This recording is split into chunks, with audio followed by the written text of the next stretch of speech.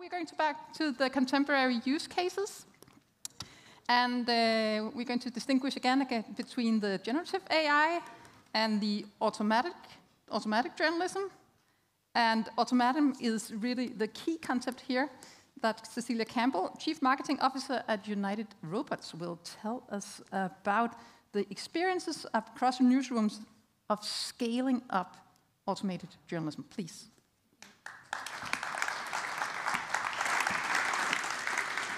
Hi. First of all, I'd like to say thank you to the team at Nordic AI Journalism for organizing this event and for inviting me to contribute. I'm really happy to be here. So a couple of months ago, an opinion editor of one of the national newspapers in the UK emailed me with this question. I was confused at first because, knowing the Brits, I wasn't sure if he was being sarcastic or if it was a genuine request. But whatever the case, I think it's a good illustration of the slightly frantic mood in parts of the industry now, since generative AI has sailed up. Now, I'm not here today to look into the future. I've been asked to share some of our learnings from these 8 years that we've spent in automated editorial content. So just shortly about me, I spent about 20 years, I'm a journalist, I spent about 20 years in One IFRA covering the digital transformation and reader revenues particularly. And since 2018, I've worked with United Robots, and it's really been mainly my job to educate the industry about the benefits of automating content for readers and for journalists. So let me introduce United Robots. We are a tech company. We're based in Malmö, just across the bridge here in Sweden. We've been providing automated editorial content now to newsrooms since 2015. And we were born out of a project at Mittmedia, a local Swedish media group. And many of the team are actually journalists. So this roots in local news, I think, really colors how we work still. And also just to say that we're a tech company, but we don't sell tech. We build the text robots, but we send the content, or sell the content products to the publishers, and usually directly to their CMSs. So in a way, just a simple explanation would be we're kind of like a news agency. It shouldn't be any harder than that to use our products. 90% of the content that we distribute today to our clients goes automatically straight to their readers, to the site, to readers. And we worked with about 200 newsrooms in Scandinavia, Europe, and North America to date. These are some of the publishers we worked with. Many, you'll notice, are local news groups. And in fact, as we've grown, we've come to realize that it's really in local news that automated content can add most value. And I'll come back to why that is. And this is what the content looks like when it hits the publisher's site. All of these examples were published like that without any manual intervention at that point. So let's have a look at the lessons we've learned in terms of our tech and the products we've developed first. Yeah, so the products are built on rules-based text generation. So everybody here, I guess, will know that for that you need good data. So the data points are the facts in the story and the only facts in the story. And the data also triggers the narrative based on the data analysis. So for example, if it's a match data, if the result means that one of the teams has gone from 3rd to 1st position in the league table, then that is what's going to be the main angle of the story, and it's going to inform the headline. Now, it's kind of interesting because this slide hasn't changed since we launched. But now it's with generative AI. We used to be the crazy kids on the block, and now we're suddenly like a safe pair of hands. So where what we did was quite challenging, now it's relatively unproblematic suddenly, and that's all happened in half a year. This is another way of looking at how we work. So with our platform and the fact that we sell content, not tech, the all-important human in the loop is involved before the text generation. So basically, we get the raw material, the data, and then we have humans who build robots. Humans write the sentences, the words, the clauses, all the alternatives. Humans translate if we're going into a new market. And then when we have new publishers come on board, that's when they are involved, the newsrooms are involved. So we have a language team that work with the newsrooms to make sure that the language fits their editorial style and their needs. Once all of that is done, then the robot is set free to generate. So this means that you can get huge volumes of accurate texts. And the content is scheduled, and the publication is predictable, and it's automatic. By comparison, this is, at least in my head, this is what generative AI looks like if you're going to try and do factual content generation. So you need a human in the loop for two sets of processes. To generate the prompts, but also obviously to optimize them, because you want to refine probably the outcome. But then you also are going to need to have some editorial checks at the end. And everybody here in this room knows why. We've read so much about it in the last 6 months. So basically, I think the human in the loop, of course, there should always be one. And with generative AI, it might be possible to kind of script good prompts and stuff. But we can't really see, at this point, we can't really see how you can get rid of the person who is going to make the editorial checks. So just from our point of view, it's hard to see that there are any efficiency gains with generative AI if it's content generation that you're talking about. But, of course, the tech has huge potential. So we are currently testing if we can leverage somehow in our internal processes. What we've done so far is to implement GPT to come up with variations of text segments like headlines. So it'll come up with 10 or 12 different ones. We check them. We found out that it does a really good job coming up with varied and useful stuff. And it does save us time. But of course, everything is checked by the team before it's built in. So at the moment, we're testing feeding GPT real estate data from Malmö to see if it can actually generate entire texts. And then in parallel, we're building guardrails around the GPT to see if we could maybe somehow eliminate the human in the loop, because remember, we're trying to have an automatic feed. So far, it's not going well. As predictable, it'll do things like come up with an average price that, we know it can't calculate it. And it wasn't there in the text. It could be from any city, any year, there's no telling. And also, it'll tell you what the real estate agents think about the developments, which, of course, was not in the data either. So even with the guardrails that we're trying to build around the AI, our lead architect, Kai, is saying that we're a very, very long way away from being able to do anything that we could possibly send to our clients the way we do with the rules-based stuff.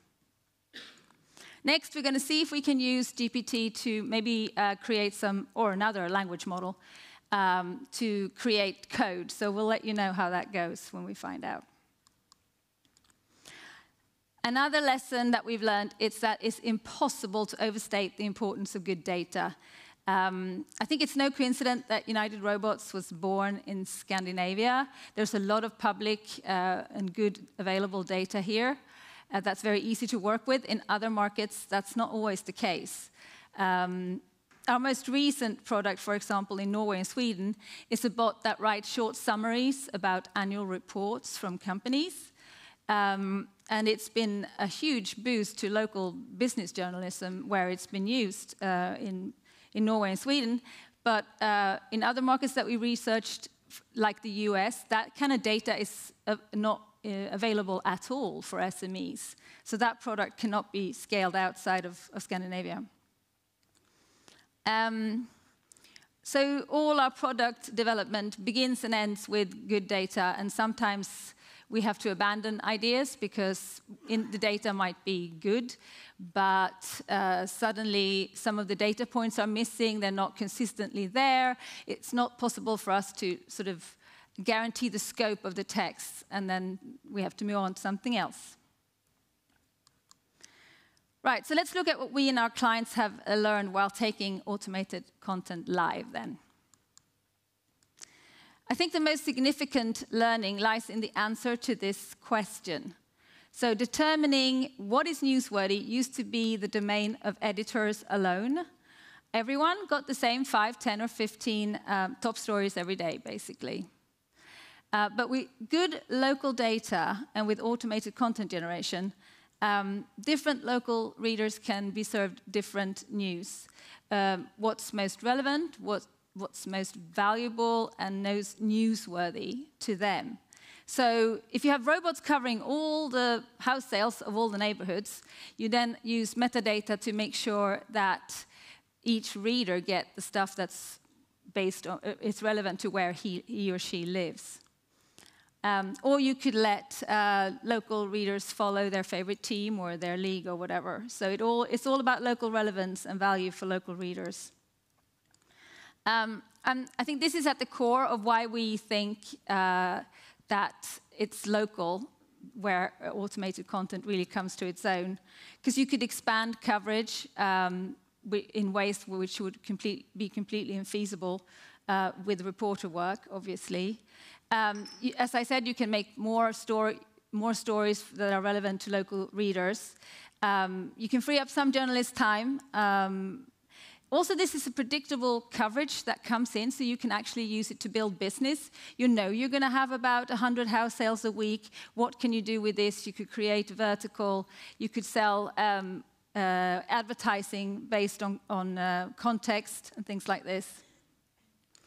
And on top of everything, the data analysis and the aggregate stories that you have, you can then use actually to generate more investigative stuff, which I come back to.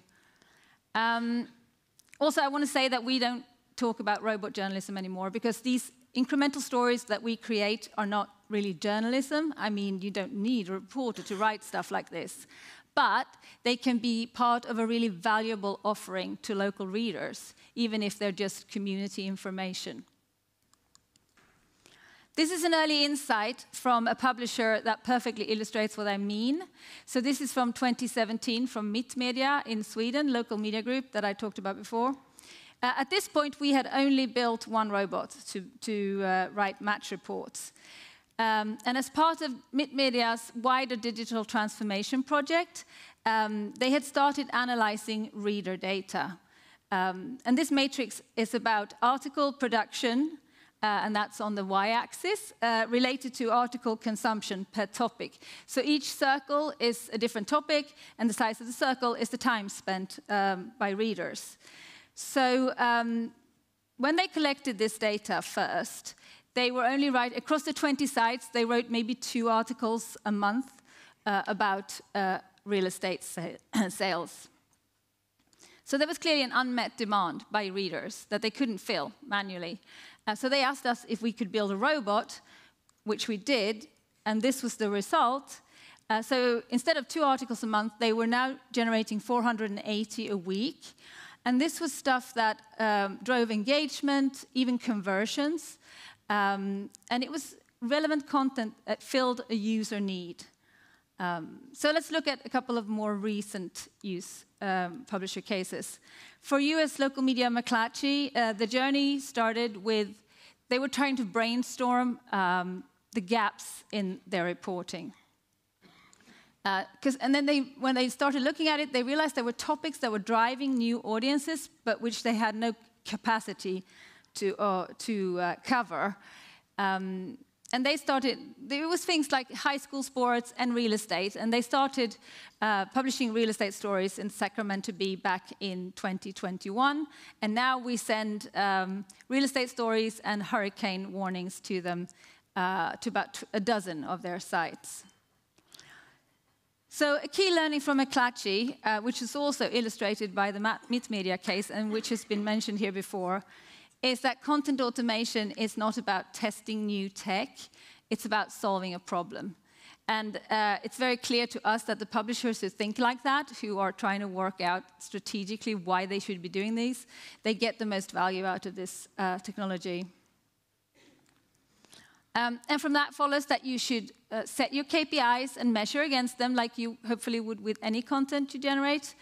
Are you trying to drive subscriptions? Is it a page view drive that you're trying to do? Are you developing new products and you need more content? McClatchy set up a newsletter now with reporter-written real estate stories and local house sales, for example. And as McClatchy has rolled out, they've identified a champion in each newsroom. So Cynthia DuBose, she says there are some certain qualities that this person needs. They need to be curious. They need to be fearless of new tech, obviously. They need to be comfortable about testing and asking questions, and also happy to engage with colleagues who may be more reticent.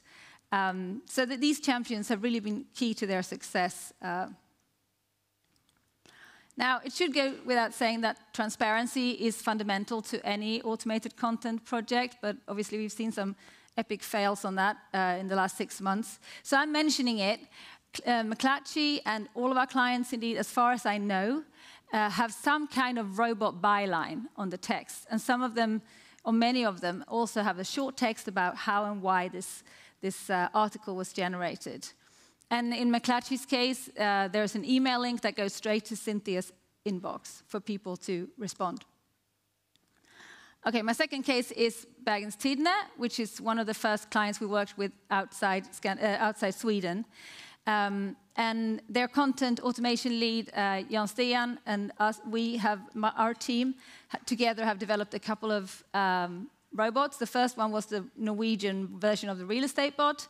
And then we created the first annual report spot that I mentioned earlier. So it makes a short summary of the annual report of any company with a turnover of more than 300,000 euros, approximately. So that means that they can now, readers can now read about all their local immediate companies where their family work.